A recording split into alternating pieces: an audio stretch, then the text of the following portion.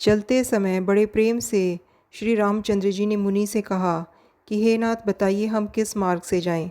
मुनि भारद्वाज मन में हंसकर श्री राम जी से कहते हैं कि आपके लिए सभी मार्ग सुगम है।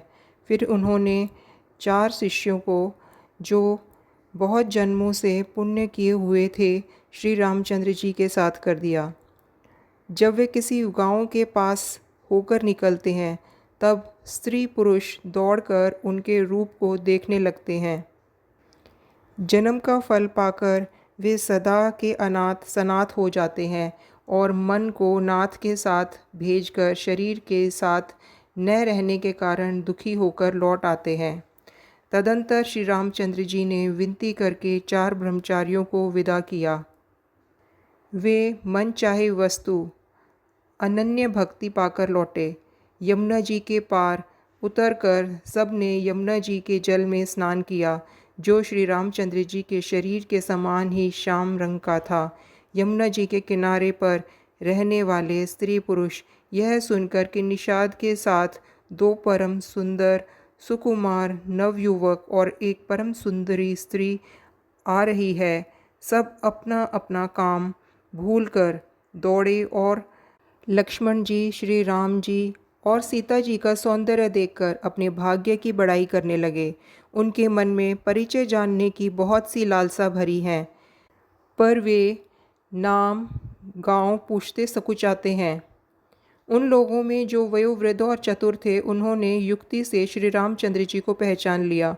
उन्होंने सब कथा सब लोगों को सुनाई कि पिताजी की आज्ञा पाकर ये वन को चले हैं। यह सुनकर सब लोग दुखित हो पछता रहे हैं कि रानी और राजा ने अच्छा नहीं किया। उसी अवसर पर वहाँ एक तपस्वी आया, जो तेज का पुंज, छोटी अवस्था का और सुंदर था। उसकी गति कवि नहीं जानते, अथवा वह कवि था जो अपना परिचय नहीं देना चाहता। वह वैरागी के वेश में था और मन वचन तथा कर्म से श्री राम जी का प्रेमी था।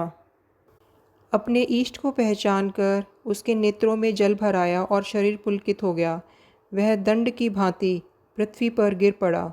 श्री राम जी ने प्रेम पूर्वक पुलकित होकर उसको हृदय से लगा लिया। उसे इतना आनंद हुआ मानो कोई महादरिद्र मनुष्य पारस पा गया हो।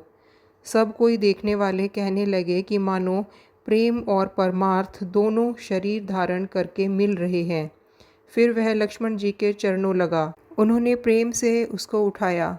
फिर उसने सीता जी के चरण धूलि को अपने सिर पर धारण किया।